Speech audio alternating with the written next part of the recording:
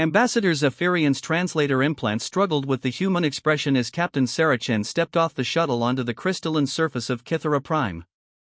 The ambient radiation would have killed most sapient species within hours, yet the human wore only a basic environmental suit, no heavy shielding, no life support pod, just a thin membrane between her and certain death. "Welcome to our homeworld," Zephyrian said, his forearms spreading in the traditional Kytheran greeting. "I must apologize for the harsh conditions. Our sun emits lethal radiation bursts every few hours, our atmosphere contains 17 different toxins, and our gravity is nearly twice what your species evolved under." Sarah's helmet display showed the warnings: extreme radiation, fatal exposure imminent. Atmospheric toxicity level, lethal. Gravitational stress, critical. She dismissed them with a casual swipe. "Oh, this?" Sarah bounced slightly, testing the gravity. "This is actually pretty pleasant. Reminds me of my basic training on Titan. Though I have to say, your radiation readings are adorable." Zephyrian's crystalline features shifted, the equivalent of a confused frown. "Adorable?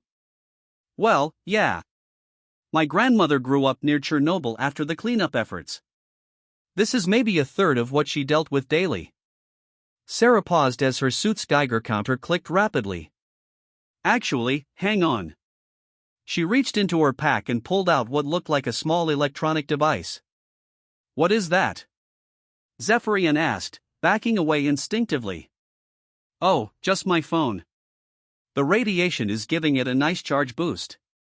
Solar panels are cute and all, but nothing beats good old-fashioned cosmic rays for keeping your electronics running."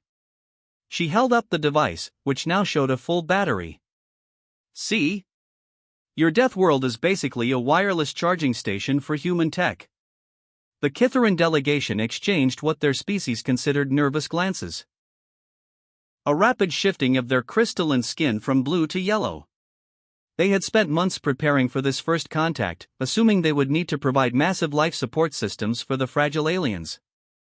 Instead, the human was treating their apocalyptic homeworld like a mild inconvenience. "But surely," interjected Science Minister Quartzel, "the atmospheric composition must be affecting you? We detect 17 separate compounds that are lethal to carbon-based life forms." Sarah's suit ran a quick analysis. "Let's see: sulfur dioxide, hydrogen sulfide, ammonia, chlorine gas." She paused, reading the list. "Honestly, this is cleaner than the air in some of Earth's major cities circa 2020. Though I appreciate the formaldehyde gives the place a nice, sterile smell." "Sterile?" Zephyrian's voice cracked through his translator. "Those compounds dissolve organic tissue. Only if you're not used to them. Humans have been adapting to toxic environments for millennia. Did you know we voluntarily consume ethanol, a literal poison, for recreational purposes? Or that we eat plants that have evolved specifically to cause us pain?" Sarah chuckled. "We call them spicy foods and actually compete to see who can tolerate the most suffering."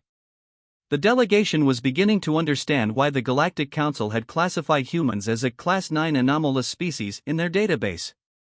As they walked toward the capital city, Zephyrian pointed to the massive, twisted spires that jutted from the ground like metallic thorns. "Our architecture may seem aggressive to your kind. The metal contains trace amounts of elements that are highly toxic to most visitors." Sarah ran her gloved hand along one of the spires.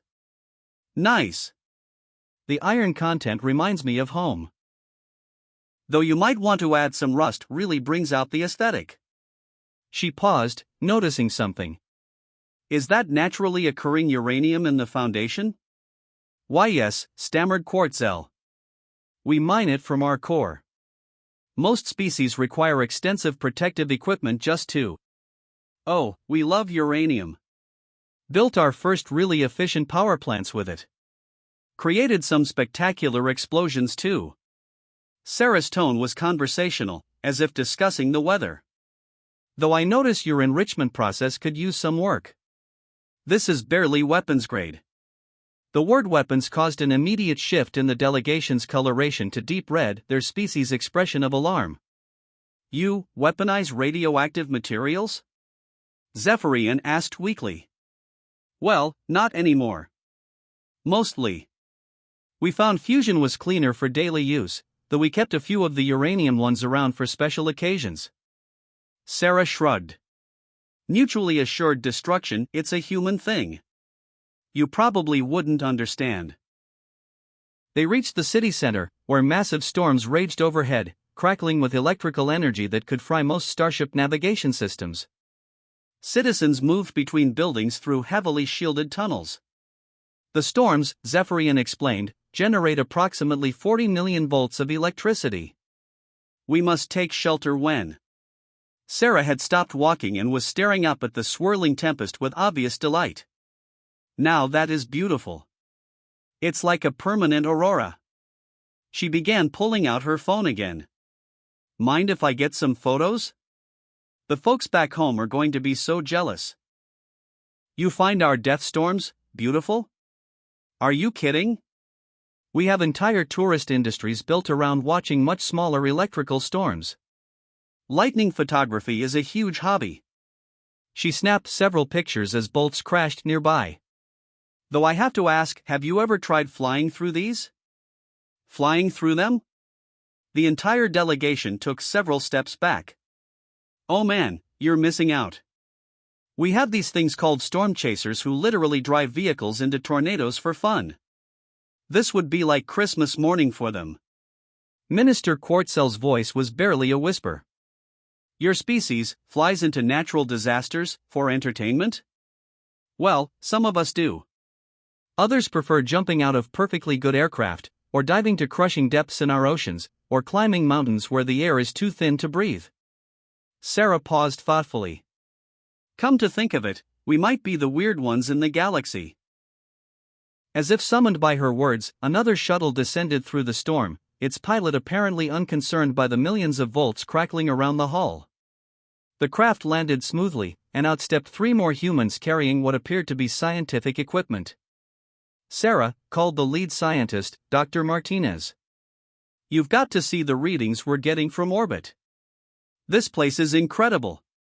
The radiation variations, the atmospheric chemistry, the electrical phenomena, it's like someone designed the perfect extreme environment laboratory. I know, right? Sarah turned back to the increasingly bewildered Kytheran delegation. By the way, would you mind if we set up a research station here? This place would be perfect for training our deep space exploration teams. It's almost exactly like home, but with better scenery. Zephyrian looked at his fellow delegates, their crystalline forms now cycling rapidly through every color in their emotional spectrum. They had expected to be the hosts for fragile visitors who would need their protection and advanced life support technology. Instead, they had discovered that what they considered an utterly hostile Deathworld was, to humans, basically a pleasant camping trip with interesting weather. You want a vacation here?" he asked faintly. Sarah grinned behind her helmet's faceplate. Vacation? Oh no, Ambassador. We want to move in.